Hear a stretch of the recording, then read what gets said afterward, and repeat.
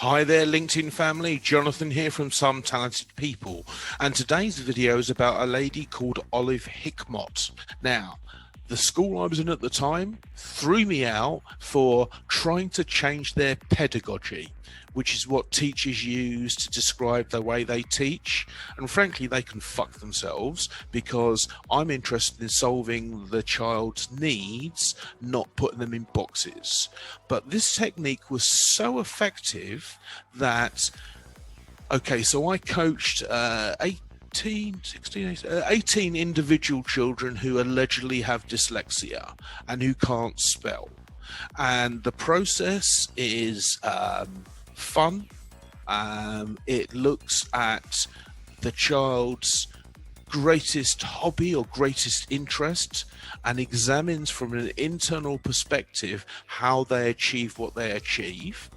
Then I typically would read them a story, get them to close their eyes and describe the pictures in their head. So you fire up the occipital temporal lobe, the visual processing lobe at the back of the brain, and you make them create pictures to a story you're reading.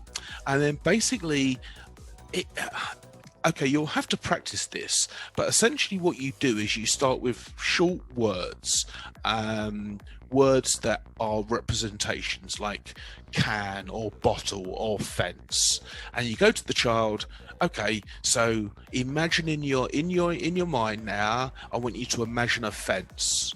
And what happens, this is an LP technique, is that when people are creating pictures, they either look up to the right or to the left. It depends on which child.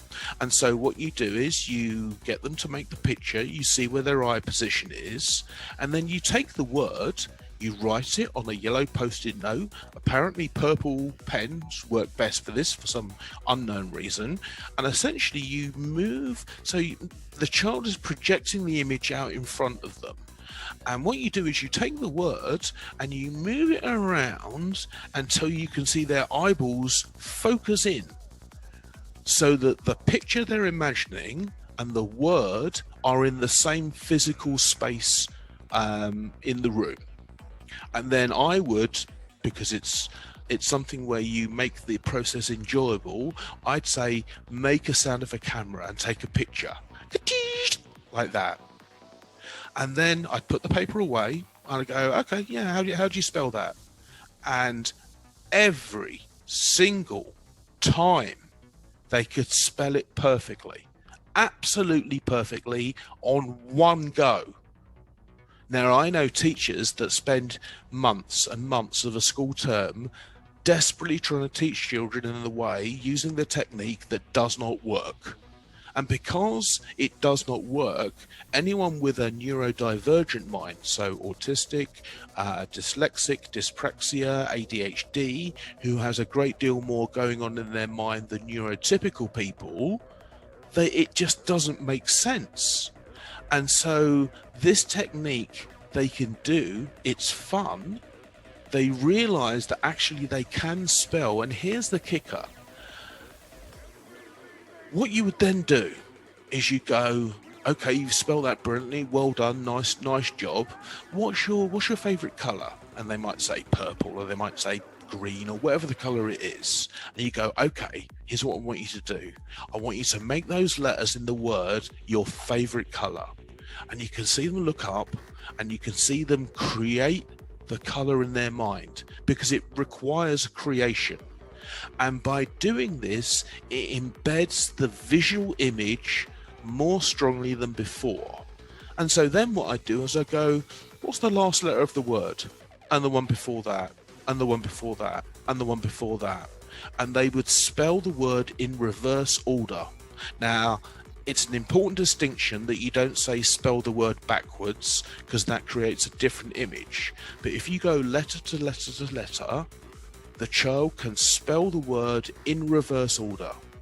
And no child who learns to spell phonetically can do that.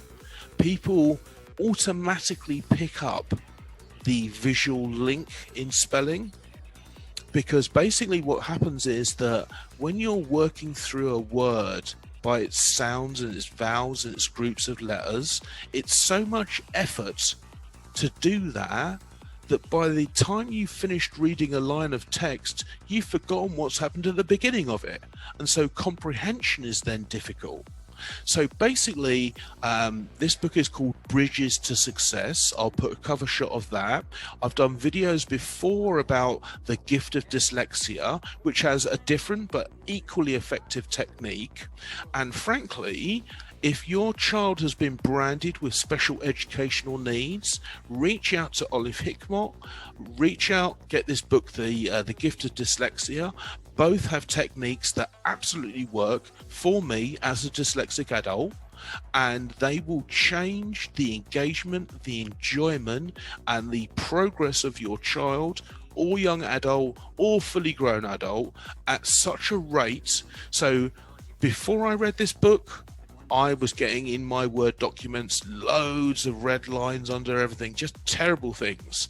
And now I get so few that I sometimes have to copy the word and put it into Google to make sure I'm spelling it right.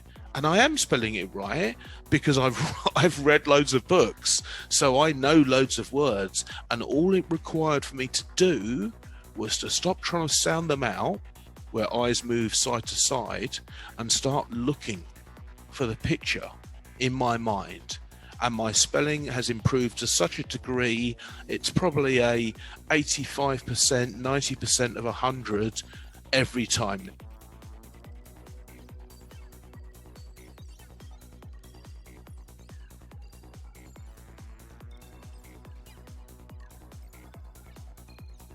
I'd like to introduce the topic of, so what is really going on here? We find that, and it's well known, that dyslexics are often very talented people. They're not so talented at literacy or numeracy, but they're very talented at something or other else. So I got very curious to ask what was actually going on here.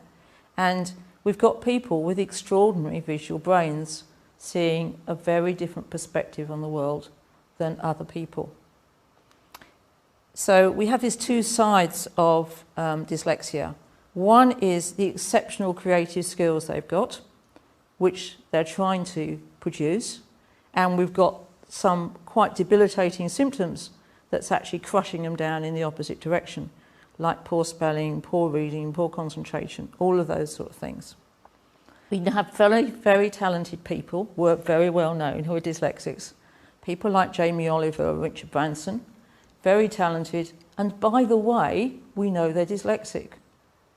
Whereas in school, I think what's happening is we've got kids who are known for poor concentration or poor spelling or poor reading, and their skills are getting lost. Coaching, as I said earlier, is very much about what you can do and what you're really good at doing and how you can use those skills for things that you're not so good at. People say to me, is it genetic? But if you look at families, then behaviours can run in families too. And I'm sure you all know people where you've seen behaviours running in families. Being very visual runs in a family.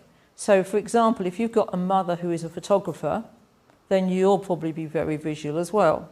If you've got a parent who's an engineer or a garden designer or something like that, you'll probably find they've got an amazing ability. Garden designers are incredible.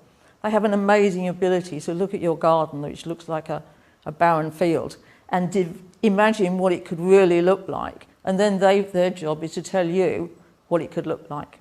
So those sort of visual skills are quite often handed down. And if adults work together with their children, then they can make real success together. So the picture here we've got is mum imagines an apple, and she's got the word apple as well. One child's got one apple, another child's got another apple, and the third child's got such an imagination. She saw the apple for a second and it's gone. And she's probably moved on to pears and bananas and everything else by now. And so she's got an exceptional skill for visualising, which could be extremely useful to her in later life, but it's not the thing to do with words.